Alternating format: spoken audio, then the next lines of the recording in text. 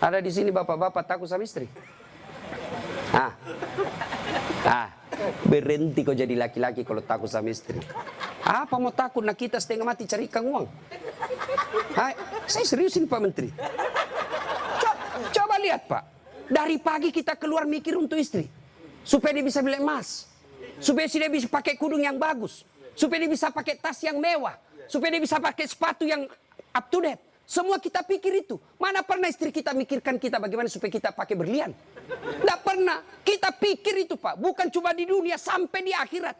Makanya tidak masuk akal saya kalau ada suami takut sama istrinya. Mana mau takut? Semua kita tanggung dunia akhirat. Ya, di dunia kita tanggung AC-nya. Di dunia kita tanggung cicilan mobil. Di akhirat kita tanggung lagi dosa istri. Lalu dia kasih takut-takut kita. Pret! Bagaimana ceritanya? Lain kalau dia kasih kita modal 10 miliar. Kau sudahlah, kau duduk saja. Kita takutlah nanti habis modal. Tapi kalau kita juga yang cari uang. Lalu kita takut sama istri. Tidak masuk akal saya.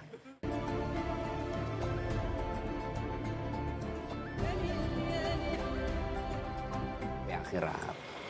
Coba lihat anak-anak kita sekarang Pak. Nauzubillah min zalik. Sedih kita lihat anak-anak kita Pak. Baru diberitahu satu, sudah 10 keluar dari mulutnya. Nah, sekarang pertanyaan. Kenapa anak-anak kita begitu? Kenapa kira-kira? Apakah sepenuhnya salah anak? Tidak. 90% salahnya orang tua mendidik anak kita. Salah dari mendidik. Silakan baca hasil penelitian psikologi pendidikan. Silakan baca tulisan-tulisan di koran, di majalah tentang proses pendidikan. Silakan. Tapi keliru dan sesat ketika Bapak Ibu tidak buka Quran, khususnya surah Luqman untuk mendidik anak. Kita baca riset rujukan dari Eropa, rujukan dari Amerika. Tapi kita tidak pernah buka Quran dalam mendidik anak. Hakul yakin, kalau kita jauhi Quran mendidik anak, maka anak kita bisa jadi cerdas, bisa jadi jabatan tinggi, tapi tidak tahu sopan santun kepada orang tuanya. Kan orang tua kita sekarang merasa hebat kalau anaknya pintar bahasa Inggris. Ustadz, itu anaknya hebat betul tetangga saya. Kenapa? Itu belum SD itu Ustadz sudah lancar bahasa Inggris. Apa hebatnya? Banyak yang begitu. Masa banyak Ustadz? Silakan bapak-bapak ke Inggris. Tanya Pak Menteri. Tanya Pak Menteri. Itu anak-anak di Inggris dari kecil dia bahasa Inggris Pak. Bener. Ayo. Meskipun dia lancar bahasa Korea, bahasa Inggris. Kalau berdoa dia pakai bahasa Inggris. Oh my God, please help me my mother. Pasti dia pakai bahasa Bugis juga kalau dia orang Bugis. Ya kan? Ngapain Pak? Maka didik anak kita Quran kembalinya. Satu kisah. Rasulullah ke suatu tempat. Dalam perjalanan ke tempat tersebut, Nabi melewati pemakaman. Nabi lalu bersabda, langkahkan kakimu dengan cepat ketika lewat pemakaman. Seluruh sahabat mempercepat langkahnya. Sampai Nabi di tujuan. Selesai urusan, balik lagi dengan rute yang sama. Lewat di pemakaman, seluruh sahabat melangkahkan kaki dengan cepat. Karena tadi diperintah cepat, tanpa perintah Nabi, percepat langkah. Nabi katakan, tidak usah, kau santai aja jalan. Ya Rasulullah, tadi pergi disuruh cepat, sekarang kau tidak. Kata Nabi, tadi itu andai kau diberi telinga seperti pendengaranku. Tadi itu waktu pergi disiksa orang dalam kubur. Saya tidak mau lama-lama mendengarnya. Tidak tega saya mendengar dia disiksa, maka saya mau jauh supaya saya tidak dengar. Waktu pulang tidak lagi. Kenapa? Saya dengar berita dari Jibril. Allah perintahkan hentikan siksaanmu wahai penyiksa di kubur. Tidak mungkin saya siksa orang tuanya di kuburnya. Sementara anaknya di dunia lagi belajar mengaji membaca basmalah. Bismillahirrahmanirrahim. Baru kalimat basmalah dia baca anaknya. Allah sudah katakan berhenti kau siksa anaknya, orang tuanya. Nabi tidak mengatakan saya dengar anaknya kursus bahasa Inggris. Anaknya kursus aritmatika. Anaknya kursus komputer. Tidak. Tapi apa? Quran. Maka didik anak kita Quran. Ya Pak ya, itu dosa anak-anak yang masih sekolah. Kalau kita ini yang sudah punya istri, model durhakanya, nah seperti tadi, lebih takut sama istrinya daripada ibunya. Ada di sini bapak-bapak takut sama istri. Berhenti kau jadi laki-laki kalau takut sama istri. Apa mau takut? Nah kita setengah mati cari ikan uang. Saya serius ini Pak Menteri. lihat Pak, dari pagi kita keluar mikir untuk istri. Supaya dia bisa beli emas. Supaya dia bisa pakai kudung yang bagus. Supaya dia bisa pakai tas yang mewah. Supaya dia bisa pakai sepatu yang up to date. Semua kita pikir itu. Mana pernah istri kita mikirkan kita bagaimana supaya kita pakai berlian? Tidak pernah. Kita pikir itu Pak. Bukan cuma di dunia, sampai di akhirat. Makanya tidak masuk akal saya kalau ada suami takut sama istrinya. Mana mau takut? Semua kita tanggung dunia akhirat. Ya, di dunia kita tanggung AC-nya. Di dunia kita tanggung cicilan mobil. Di akhirat kita tanggung lagi dosa istri. Lalu dia kasih takut-takut kita. Pret! Bagaimana ceritanya? Lain kalau dia kasih kita modal 10 miliar. Kau sudahlah, kau duduk saja. Kita takutlah nanti habis modal. Tapi kalau kita juga yang cari uang. Lalu kita takut sama istri. Tidak masuk akal saya. Ya nggak Ustaz. Dia pecahkan piring. Kalau dia pecahkan satu, kasih pecah satu lusin. Kenapa? Piring boleh dibeli. Harga diri sebagai suami tidak boleh diinjak-injak istri. Takbir. Yang takbir pasti takut sama istrinya. Coba. Itu kan ada laki-laki dosa sama mertua, sama ibunya gara-gara takut sama istri. Contoh ya. Nih dapat bonus di kantor. Lalu suaminya berkata, "Ma, ini kan COVID lama kita tidak kunjungi bapak di kampung. Kita kunjung tentu bawa wabah buat ibu bapak kita. Sudahlah, ini bonus kita transfer aja. Mudah-mudahan ini bisa digunakan ibu. Beli makanan kesukaan. Dia menikmati air usia senja." Apa kata istrinya? "Apa? Ibumu terus. Kawin kok sama ibumu?" Nih dongo. Mana orang bisa kawin sama ibu? Ada kan ibu ngomong begitu, beleng-beleng. Ini asli beleng-beleng. Mana bisa pilih kok, mamamu atau saya? Mana bisa dipilih antara ibu dengan istri? Ini pilihan yang tidak masuk di akal. Kalau saya istri saya bilang begitu, ceraikan saya. Sini kok, saya ajar kok bagaimana isi formulir penceraian. Benar Pak, jangan sampai bapak berdosa gara-gara takut sama istri. Hilang berkah hidup rumah tangga kalau ibu takut sama istri berbuat baik sama orang tua gara-gara takut sama istri. Mestinya istri yang baik. Dia sujud syukur ketika mertua anaknya. Kenapa? Berdoa, "Ya Allah, mudah-mudahan anakku juga seperti ini ketika saya sudah punya istri, masih mengingat saya." Tapi kalau dari kecil anak kita dipertontonkan tidak boleh berbuat baik sama mertua, maka begitu ibu nanti juga tua, dikasih masuk panti jompo sama anak mantunya. Si mau kok.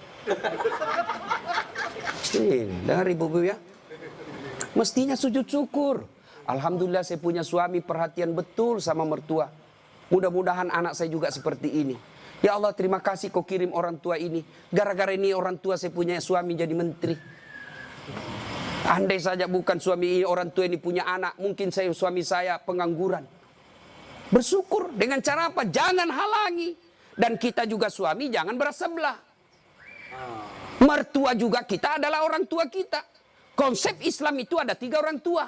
1 ibu bapak, 2 mertua, 3 orang yang pernah mengajari ilmu. Itu orang tua kita.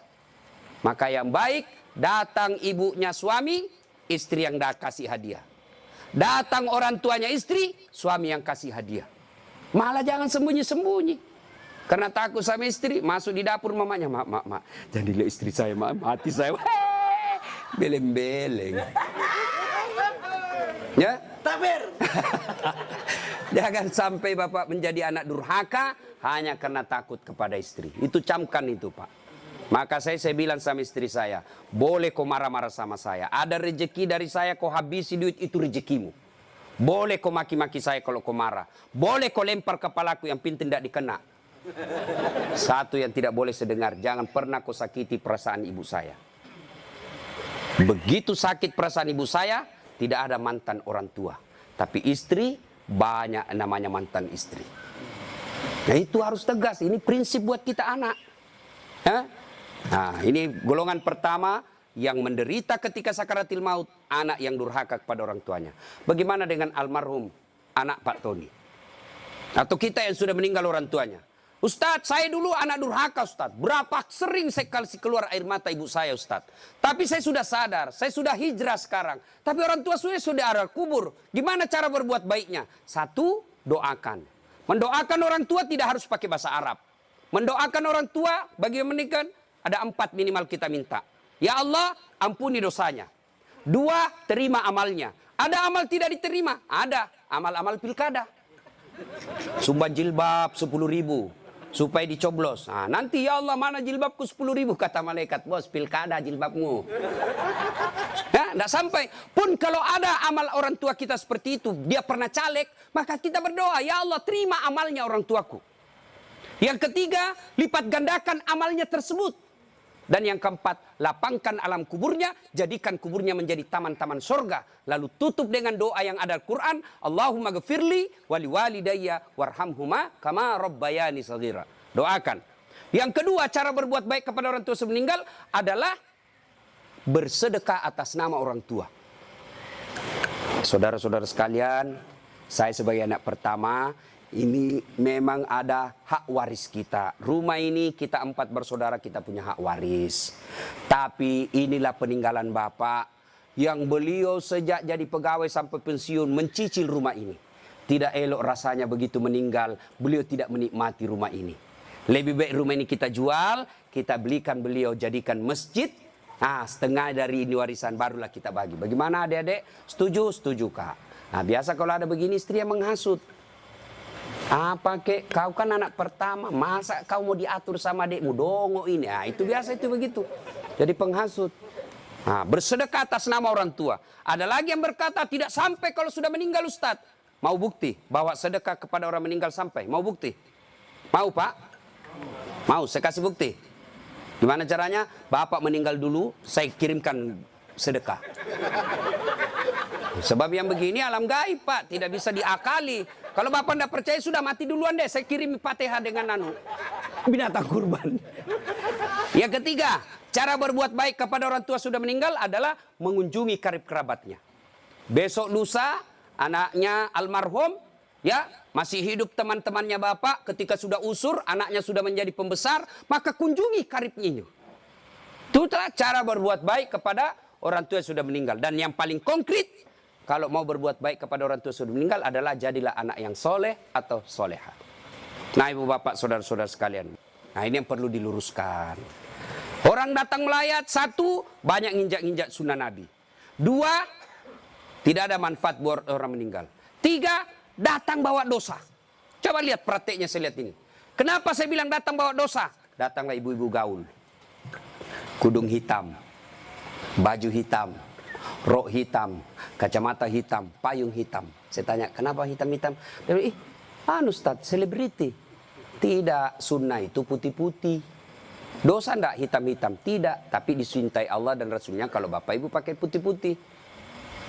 2, datang tambah-tambah dosa. Itu tadi sunnah Nabi. Yang kedua, datang tambah-tambah dosa. Kenapa tambah-tambah dosa? Datang cerita jelek aja orang Pak. Lewat 1, terutama ibu-ibu tuh. Mulai pintu dia lihat Pak, mulai dilihat dari ujung rambut sampai ujung kaki. Lewat si Kobi itu kata orang Bugis, si Kobi nih. Apa? Dia tidak cerita tapi mulutnya matanya sinis. Kenapa? Lipstiknya palsu. Kenapa kau tahu? Melengket di giginya.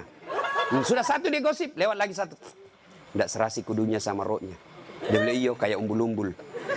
Bahkan Ustadz pun digosipnya. Lewat Ustadz Dasar, itu juga bajunya yang di YouTube. Tadi saya lewat, ada saya dengar, itu juga bajunya yang di YouTube itu Pak Ustadz. Kenapa? Saya pakai baju kau yang sibuk. Nah, itu gosip. Maka ibu majelis taklim saya di Makassar, saya anjurkan. Ibu datang melayat, 1, ada wudhu. 2, bawa Quran minimal surah Yasin. 3, begitu datang, ibu baca Yasin bareng-bareng. Tidak bisa baca Yasin bareng-bareng, itu majelis taklim yang baik. Ketua majelis taklimnya, saudara-saudara sekalian, mari kita baca Yasin bareng-bareng, saya pimpin. Itu majelis taklim yang manfaat. Bukan ngurus baju seragam. Apalagi memanfaatkan pilkada. Pak, anggota majelis taklim saya 300 Pak. Tapi amban Pak, tapi minta tolong seragam Pak ya. Ada juga majelis taklim memanfaatkan begitu proposal banyak ketika pilkada. Nah, maka majelis taklim yang bagus, ada orang wafat, pimpin tahlilan. Sudah itu tidak bisa baca Yasin Ustaz. Sudah baca Al-Fatihah. Buru-buru Ustaz. Sudah baca Kul huwallah 3 kali. Masih juga buru-buru Ustaz. Sudah tidak tahu baca itu semua Ustaz. Sudah, baca saja. La ilaha illallah, la ilaha illallah, la ilaha. Itu aja kita ulang-ulang selama kita melayat. Itu pun tidak bisa Ustaz. Ya sudah, kau diam saja. Tidak bisa juga diam Ustaz. Ya cepat kau pulang. Daripada tinggal bawa dosa saja.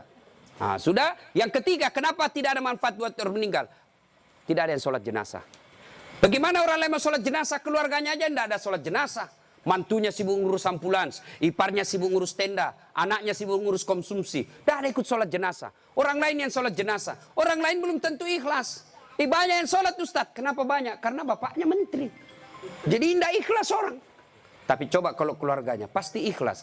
Saya hampir jarang sekali melihat ibu-ibu sholat jenazah. Jarang.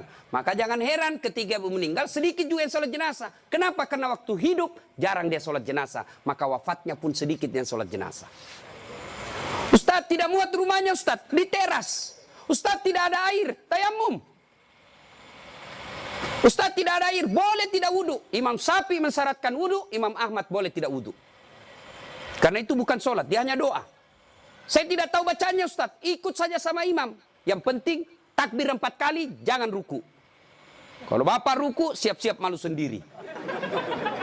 Nah, ini cerita, wallahu alam benar atau tidak. Cerita ini takbir imam. Allahu Akbar, takbir juga dia. Allahu Akbar. Takbir kedua imam, Allahu Akbar, dia ruku. Dia, kenapa saya sendirian ruku ini? Takbir ketiga imam, dia sekalian sujud deh. Dia sujud. Pas selesai sholat ditanya, hei, kenapa kau sujud? Dia bilang ini orang banyak sekali dosanya. Tidak diampuni kalau tidak ruku. Supaya habis sekalian, ya sekalian saya sujud. Ini jawaban orang kepepet. Nah ibu bapak, saudara-saudara sekalian. Ya, habis baterainya. Ibu bapak yang saya muliakan. Masuklah, diantarlah kita. Diantar ini lagi yang banyak kadangkala mempermalukan Islam. Saya tidak tahu kalau di sini. Saya melihat kalau di daerah sebagian Makassar Pak, orang meninggal, kala-kala demo Pak. Naik di mobil dia putar bajunya, orang mati, wah minggir. Sampai mobilnya orang dilempar, jangan begitu. Ngapain buru-buru? Jadi sebelum diantar jenazah, keluarga yang berduka pidato. Terima kasih Bapak Ibu sudah memberikan kami dukungan moral. Tapi tolong jangan mempermalukan kami di jalan. Jangan lagi menambah duka kami dengan mengganggu pengguna jalan yang lain. Saya kalau pergi mengajar tiba-tiba jenazah di mobil jenazah. Bagus cara pengantarannya. Saya minggir Pak, saya kirimkan Fatihah. Kirim Fatihah untuk Rasulullah, saya ikutkan jenazah yang diantar. Tapi kalau menakutkan tidak ada yang mau doakan. Ya? Ngapain buru-buru? Ngapain buru-buru? Kan ada lagi yang paham, tidak tahu dari mana dia belajar. Katanya kalau terlambat disiksa. Bagaimana ceritanya? Kalau dilewati 5 manu, disiksa orang meninggal. Orang meninggal kalau dia... Itu orang sholat, bagi orang yang hidup, orang meninggal, tidak bakal dia disiksa gara-gara dia terlambat dikubur. Ngapain buru-buru? Itu juga sudah ada anunya, liangnya sudah siap. Semua apa perluan pemakaman sudah siap. Apalagi kalau ada wasiat orang yang meninggal. Jangan kau kubur saya sebelum anakku datang dari Amerika. Wajib kita tunggu. Itu wasiat. Ada 7 kewajiban orang hidup terhadap orang mati. 1 diantaranya wasiat. Kecuali wasiatnya bertentangan agama atau melanggar mengandung mudarat. Misal, jangan pernah kau kuburkan saya di tempat kopi. Kuburkan saya di kampung. Tapi keputusan pemerintah karena dia wafat karena COVID, ya boleh tidak diamalkan wasiatnya. Kenapa? Karena dia mengandung mudarat. Atau dia bilang kuburkan saya di kampung. Tapi begitu mau dikuburkan ada badai, tidak bisa nyebrang pulau. Boleh itu karena di luar kemampuan kita. Atau besok-besok saya meninggal kasih narkoba di atas kuburku. Karena dia pecandu narkoba. Tidak boleh itu Pak, melanggar ya.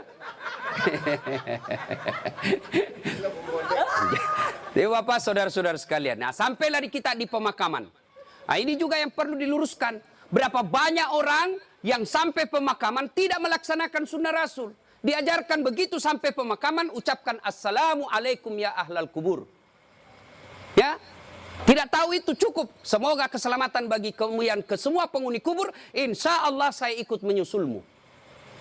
Nah, ada lagi pelanggaran yang kita lakukan apa? Menginjak-injak batu nisan.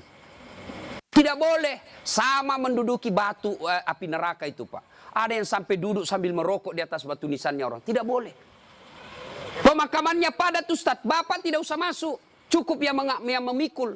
Bagaimana yang memikul Ustadz? Boleh karena dia darurat. Karena kalau satu langkah jatuh Pak, jatuh jenazah. Sudah dimakamkan? Sudah selesai. Kembalilah pemakam. Ya, tinggallah kita. Bapak merantau ke Papua. Tidak nyaman di Papua, kembali ke kampung, Sulawesi Tenggara. Merantau lagi ke Surabaya, di Surabaya tidak nyaman, kembali lagi ke kampung. Merantau lagi ke Makassar, Makassar tidak nyaman, kembali lagi ke kampung. Masih ada pilihan. Bapak pegawai negeri ditugaskan ke Papua, tidak nyaman, tidak ada sinyal, Bapak boleh pensiun dini.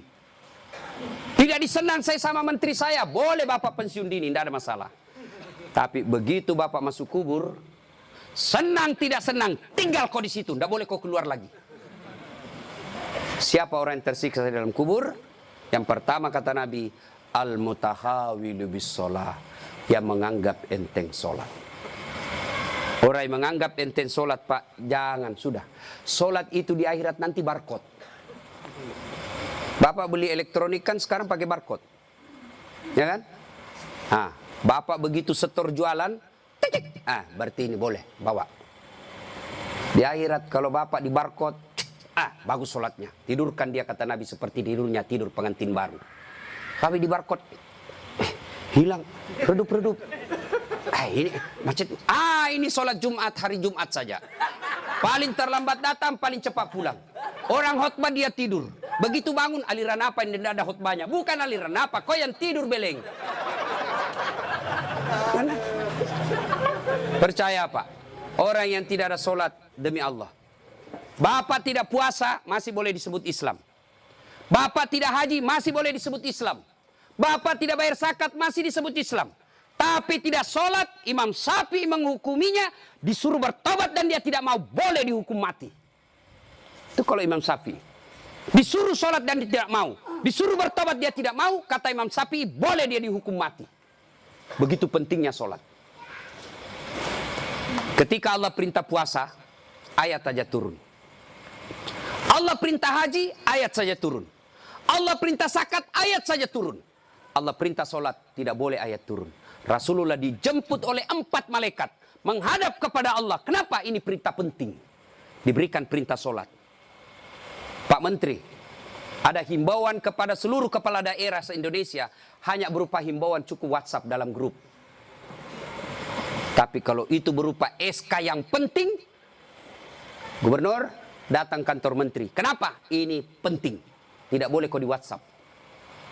Sholat demikian pentingnya, sehingga Nabi harus diundang menghadap. Itulah disebut Isra dan Mi'raj. Bapak kerja jadi Grab, jadi menteri. Munafik kalau Bapak katakan, bukan untuk dunia saya. Bohong. Kita bekerja apapun profesi kita untuk memperbaiki dunia. Lalu siapa yang punya dunia? Allah Subhanahu wa ta'ala. Artinya, mustahil dunia dalam genggaman kalau yang punya dunia Bapak jauhi. Saya kasih contoh. Saya akrab dengan Pak Menteri. Saya datang ke Jakarta. Pak Menteri, saya mau jalan-jalan Jakarta ini, tapi tidak ada mobilku Pak Menteri. Kata Pak Menteri, aman terkendali Ustadz. Pak Menteri telepon ajudan. Ajudan, siap Pak Menteri. Itu ada Ustadz Dasat, kau jemput dia. Nanti dikena lagi kita di ceramah. Kau jemput dia. Kasih mobil yang bagus, kasih pengawalan, jangan lupa kasih pembeli pulsa. 1 jam kemudian datang ajudan. Tapi Pak Ustadz, kiriman Pak Menteri. Aman, selesai masalah saya di Jakarta. Kenapa? Saya akrab sama Pak Menteri. Anda dari Makassar tidak pernah ketemu, tidak pernah silaturahmi, tidak pernah didengar namanya, tidak pernah lihat. Assalamualaikum Pak Menteri. Boleh pinjam mobilnya? Siapa ditelepon Pak Menteri? Ajudan? Bukan. Siapa? Kapolres. Tangkap itu, penipu. Tidak pernah ketemu pinjam mobil. Pasti penipu itu. Demikian juga dengan Allah. Bapak tidak pernah sholat. Tiba-tiba sakit, ya Allah, saya sudah capek sakit, ya Allah, sembuhkan penyakitku. Allah berfirman, malaikat, karena dia sudah capek sekali cabut nyawanya. Sholat Pak. Apa alasan Bapak tidak mau sholat? Coba bilang, ayo malas sholat ini. Ayo, bilang kok apa? Saya tantang kok ini hari. Paling ibu-ibu haid. 3 kali haid 1 bulan. Kenapa tidak sholat? Lagi mens. Kenapa tidak sholat? Datang bulan. Kenapa sholat? Iya, halangan. Itu aja, semua itu 3 kali 1 bulan. Mana bisa. Bilang suaminya, kenapa belum sholat ibu? Biasanya cuma 5 hari, ini kok sudah 7 hari belum sholat. Orang belum bersih. Masih ada sedikit-sedikit. Dia bilang suaminya, kok bohong ya? Apa bohong? Saya kasih lihat kau. Beleng-beleng. Apa kasih lihat dong kok? Ya. Apalagi ibu-ibu banyak ndak sholat. Kalau ada pesta pengantin, mukanya dikira tembok. Coklat, biru, krem, abu-abu. Nah. Apalagi banyak ibu ndak sholat. Gara-gara apa? Jilbab. Jilbab sakaratil maut. 3 lapis. Saya ini keliling-keliling ceramah Pak. Saya ke Brunei, itu ibu di sana siku 3 saja kasih peniti selesai. Di Malaysia juga begitu, Filipina Selatan juga begitu. Saudi lebih gampang masuk kasih selesai Pak. Di sini la haula wala quwata illa billah. Bingung saya bisa lihat, dia pengantin gimana caranya dipakainya. 3 lapis Pak, ada miring-miring sedikit. Nah, ada cipin-cipin ini, ada kayak pohon di belakang. Begitu dia bilang suaminya, Bu, kau pergi sholat. Sadar kok Pak, saya sadar, saya suruh kau sholat. Bisa sholat, kau ndak lihat ini Pak, 1 jam dipakai di jilbab. Dongo. Gara-gara jilbab ndak sholat, beleng-beleng. Ya nggak tahu Bu, saya suruh sini sholat Pak. Adik-adik, saya bisa cerita seperti ini karena saya alami. Percayalah Pak, mustahil Allah sengsarakan hidupnya orang baik sholatnya. Tuhan apa yang sengsarakan hidupnya orang baik sholatnya? Udahlah Pak, Bapak mau dekat sama Pak Menteri, ndak usah cari muka sama Menteri. Muka Bapak sudah bagus. Ada juga siapa? Cemen lu men. Kerja aja yang baik. Selebihnya sholat, minta kepada Allah. Kecil buat Allah jadi menteri. Kecil buat Allah dapat proyek, kecil. Jangankan yang tidak masuk, yang masuk akal. Tidak masuk akal Allah kasih. Masuk akal ndak manusia dibakar hidup-hidup bisa hidup? Masuk akal ndak? Nggak masuk akal, tapi kalau Allah mau, Ibrahim alaihissalam dibakar keluar kedinginan. Masuk akal nggak perempuan hamil tidak pernah disentuh laki-laki? Kata ilmu kedokteran, nggak mungkin Ustadz, tapi kalau Allah yang mau, Siti Maryam. Akhir Isa tanpa pernah disentuh laki-laki.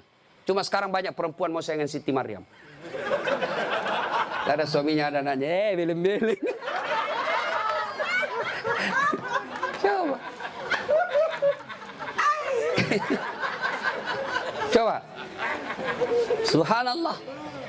Banyak kejadian tidak masuk akal tapi terjadi. Masuk akal enggak orang bisa hidup dalam perut ikan? Ada pernah masuk perut ikan? Kalau saya ikan masuk dalam perutku. Kalau Allah yang mau, Yunus alaihissalam 40 hari dalam perut ikan, hidup keluar dengan selamat.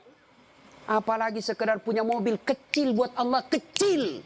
Lunas rumahmu kecil buat Allah, terhindar dari wabah kecil buat Allah. Allah cuma minta ista'inu bisabri wassalah.